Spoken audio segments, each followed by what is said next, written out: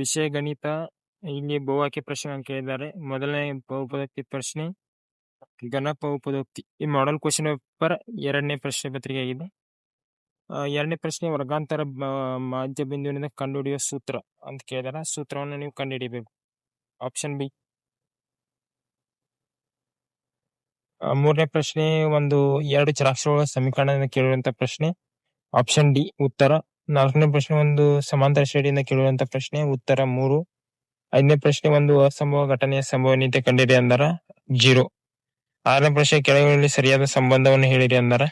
Option D. 7ನೇ ಪ್ರಶ್ನೆ, ಕೋನ B equal to ಕೋನ ಡಿ. 8ನೇ ಪ್ರಶ್ನೆ ಉತ್ತರ 8 ಸೆಂಟಿಮೀಟರ್ ಆಗುತ್ತೆ. 9ನೇ ಪ್ರಶ್ನೆ, ಅಂಕಗಣಿತದ ಮೂಲ ಪ್ರಮೇಯವನ್ನು ನಿರೂಪಿಸಿ ಅಂದಾರ.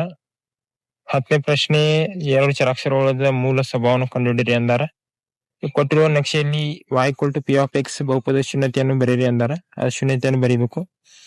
13ನೇ ಪ್ರಶ್ನೆ, 5 ವರ್ಷಗಳ ಹಿಂದೆ ಕೇಳಿದಾಗ ಏನ್ ನೀವು ಬರೀಬೇಕು, x ಮತ್ತು y ಅನ್ನು ಕಂಡುಹಿಡಬೇಕು. 14ನೇ ಪ್ರಶ್ನೆ, ಮೊದಲ ಪದ a ಮತ್ತು ಕೊನೆಯ ಪದ l ಆದಾಗ ಸಮಾಂತರ ಶ್ರೇಣಿ s ಅನ್ನು ಕಂಡುಹಿಡಬೇಕು.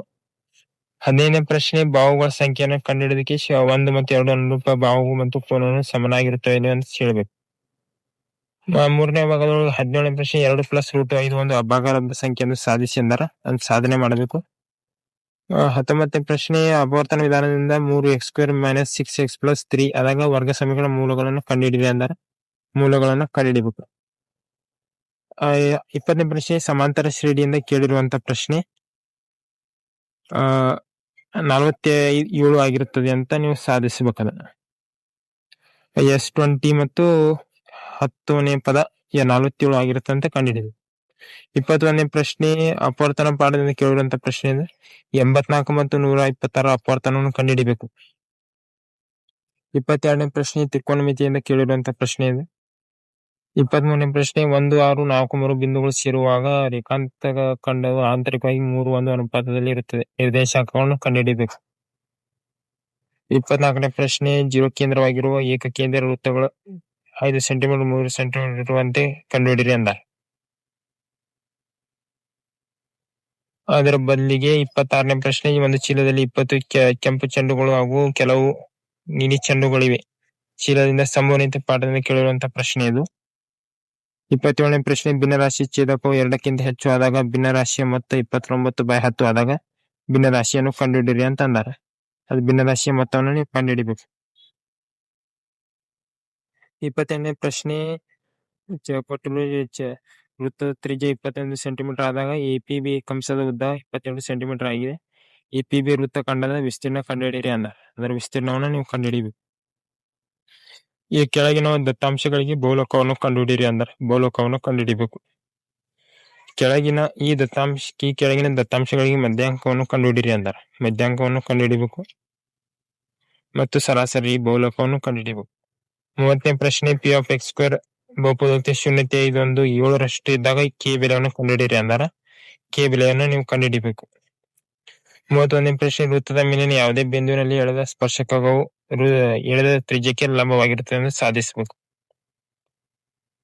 32ನೇ ಪ್ರಶ್ನೆ, ತ್ರಿಕೋನಮಿತಿ ಅನ್ವಯದಿಂದ ಕೇಳಿರುವಂತಹ ಪ್ರಶ್ನೆ ಇದು. 33ನೇ ಪ್ರಶ್ನೆ, ABC ಇದು ತ್ರಿಭುಜ ಪಾಠದಿಂದ ಕೇಳಿರುವಂತಹ ದೂರ ಸೂತ್ರ ಉಪಯೋಗಿಸಿ ಸಾಧಿಸಿ ಅಂದಾರ. ಇಲ್ಲ, ಮಧ್ಯ ಬಿಂದು ಪ್ರಮೇಯವನ್ನು ಉಪಯೋಗಿಸಿಕೊಂಡು ಕೇಸಿ ನಿರ್ದೇಶಾಂಕಗಳನ್ನು ಕಂಡುಹಿಡಿಬೇಕು. ಕಂಡುಹಿಡಿದಾಗ ನಿಮಗೆ ಪೂರ್ಣವಾಗಿ 3 ಅಂಕಗಳು ದೊರೀತವೆ. 34ನೇ ಪ್ರಶ್ನೆ, ಕೊಟ್ಟಿರುವ ರೇಖಾತ್ಮಕ ಸಮೀಕರಣ ಜೋಡಿಯ ನಕ್ಷೆಯಿಂದ ವಿಧಾನದಿಂದ ಬಿಡಿಸಿ ಅಂದಾರ. ಈ ನಕ್ಷೆ ವಿಧಾನದಿಂದ ಬಿಡಿಸ್ಬೇಕು. ಬಿಡಿಸಿ x ಮತ್ತು y ವ್ಯಾಲ್ಯೂವನ್ನು ನೀವು ಕಂಡುಹಿಡಿಬೇಕು. ಕಂಡುಹಿಡಿಸಿ x ಮತ್ತು y ಸ್ಕೇಲ್ ಅನ್ನು ಹಾಕ್ಬೇಕು ನೀವು. 35ನೇ ಪ್ರಶ್ನೆ, ಸಮಾಂತರ ಶ್ರೇಣಿಯಿಂದ ಕೇಳಿರುವಂತ ಪ್ರಶ್ನೆ ಇದು. a ಮತ್ತು d ವ್ಯಾಲ್ಯೂನ ಕಂಡುಹಿಡಿಬೇಕು. ಕಂಡುಹಿಡಿದ ಆದ್ಮೇಲೆ a SN ವ್ಯಾಲ್ಯೂನ ಕಂಡುಹಿಡಿಬೇಕು. ಕಂಡುಹಿಡಿದಾಗ 4 ಅಂಕಗಳು ದೊರೀತಾವ. ಇದು ತ್ರಿಕೋನಮಿತಿ ತ್ರಿಭುಜ ಪಾಠದಿಂದ ಕೇಳಿರುವಂತ ಪ್ರಮೇಯಗಳು ಇವೆಲ್ಲ. ಈ ಪ್ರಮೇಯಗಳನ್ನು ಬರ್ದಾಗ ನೀವು 4 ಅಂಕಗಳು ದೊರೀತಾವ. 37ನೇ ಪ್ರಶ್ನೆ, ತ್ರಿಕೋನಮಿತಿ ಅನ್ವಯದಿಂದ ಕೇಳಿರುವಂತ ಪ್ರಶ್ನೆ ಇದು. ಇಲ್ಲಿ CD, BF, AC ವ್ಯಾಲ್ಯೂನ ಕಂಡುಹಿಡಿಬೇಕು. 5ನೇ ವಿಭಾಗದೊಳಗೆ 35ನೇ ಪ್ರಶ್ನೆ, ತ್ರಿಭುಜ ಮೇಲ್ಮೈ ವಿಸ್ತೀರ್ಣ ಕೇಳಿರುವಂತ ಪ್ರಶ್ನೆ ಇದು.